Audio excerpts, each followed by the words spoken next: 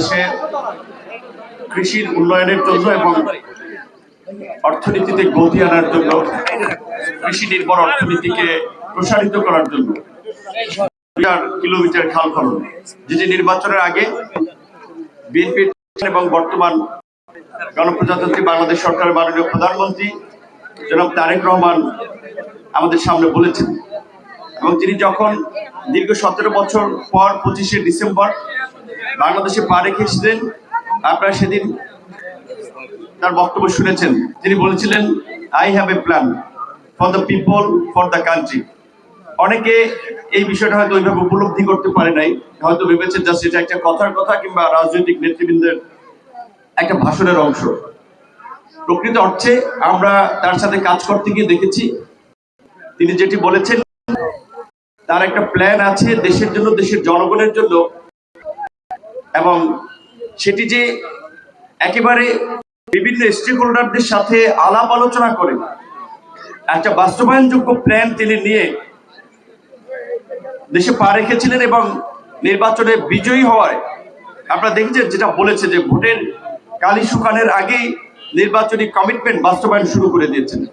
শুধুমাত্র লোক দেখানোর জন্য একটা প্রকল্প কিংবা একটা অঙ্গীকারের বাস্তবায়ন নয়।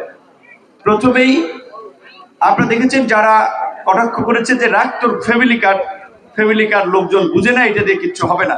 কিন্তু আপনারা দেখেছেন এখন যখন ফ্যামিলি কার্ডের বাস্তবায়ন হচ্ছে, যখন আমাদের নারীরা, আমাদের মায়েরা, আমাদের বোনেরা সংসার পরিচালনার জন্য 2500 টাকা সে পাচ্ছে, তখন পরিবারে কিন্তু তার একটা ইতিবাচক অর্থে আমরা কর্তৃত্ব বলি না কেন, আমাদের বিশেষ করে নিম্ন আয়ের সমাজে যে নারীদের উপরে নানা ধরনের সহিংসতা টর্চার করা হয়, সেক্ষেত্রে এটি কিন্তু তাদের একটা 1000 টাকা তারা যখন পাচ্ছে, এবং এটা তো সরাসরি নারীদের কাছেই দেওয়া হচ্ছে, এটা জানেন তো নিশ্চয়ই। এটা একটা কত সুদূর প্রসারী চিন্তা থাকলে এই চিন্তা ভাবনা করে এটা নারীদের নামে দিয়েছেন। এবং এটা পাইলট প্রজেক্ট হিসেবে 20টি জেলায় হয়েছে, পরবর্তীতে বাকি জেলাগুলোতে হবে।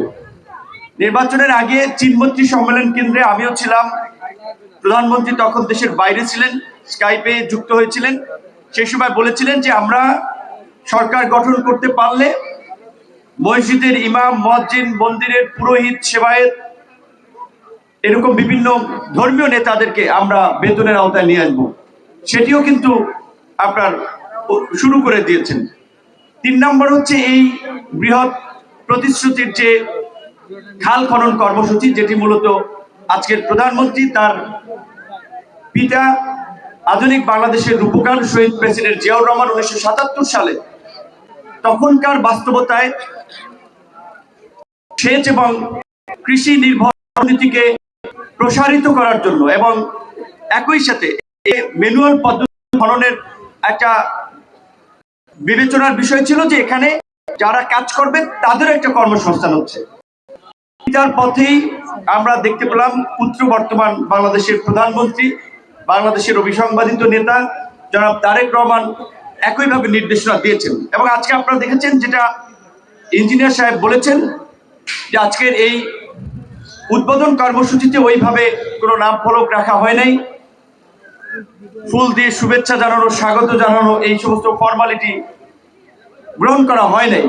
এটাও কিন্তু প্রধানমন্ত্রীর একটা অনুশাসন যে আমরা ফর্মালিটির চেয়ে কাজের মধ্যে যত দ্রুত আমরা স্টার্ট করতে পারি। এবং আমরা তার সাথে কাজ করতে গিয়ে দেখেছি তিনি আসলে কতটা মানে কাজের প্রতি তার ডেডিকেশন। আপনারা জানেন যে 9টার আগেই সচিবালয়ে চলে আসেন। প্রধানমন্ত্রী সচিবালয়ে সাধারণত অফিস কম করেন, তিনি প্রায় প্রতিদিনই তার অফিস সচিবালয় হয়ে তারপরে প্রধানমন্ত্রীর কার্যালয়ে যান। এবং তার বারবার আমাদেরকেও মনে করিয়ে দেওয়া যে আমরা জনগণের ভোট এবং সমর্থন নিয়ে আছি, আমরা কাজের মাধ্যমেই সমর্থনটা কিন্তু ধরে রাখতে হবে।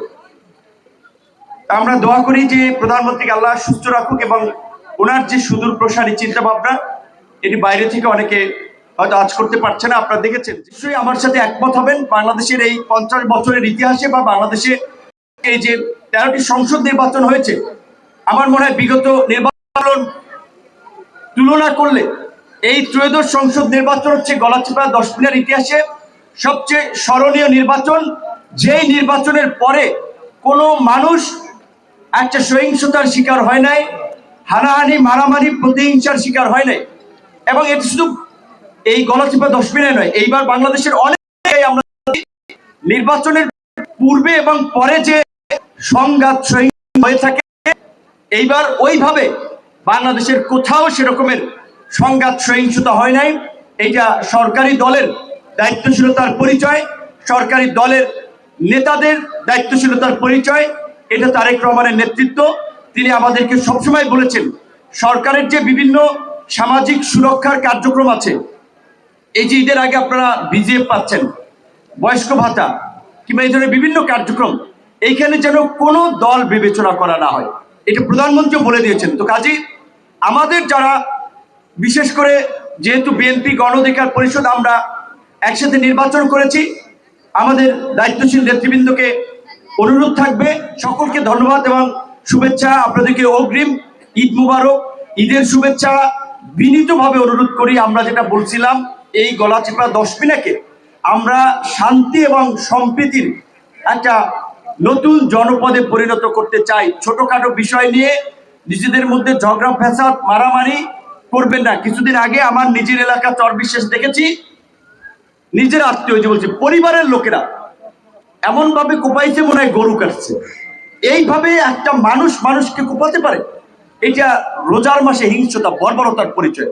তা আল্লাহ পাক আমাদেরকে এই হিংস্রতা বর্বরতা এবং অন্যের হক মেরে খাওয়া অন্য অবিচার থেকে বেঁচে থাকার তৌফিক দান করুক, আমরা সেই দোয়া করি। এবং মাননীয় প্রধানমন্ত্রী যে মহৎ উদ্দেশ্য নিয়ে দেশের অর্থনীতিতে বিপ্লব আনা, কৃষি অর্থনীতির প্রসারিত করার জন্য যে খাল খনন কর্মসূচির উদ্যোগ নিয়েছে, সেটি বাস্তবায়নে হয়তো কিছু কিছু ক্ষেত্রে কিছু ঘর বাড়ি বাঁচতে পারে। এটি কিন্তু আমার ব্যক্তিগত কোনো বিষয়, ইউনূস সাহেবের কোনো বিষয় না।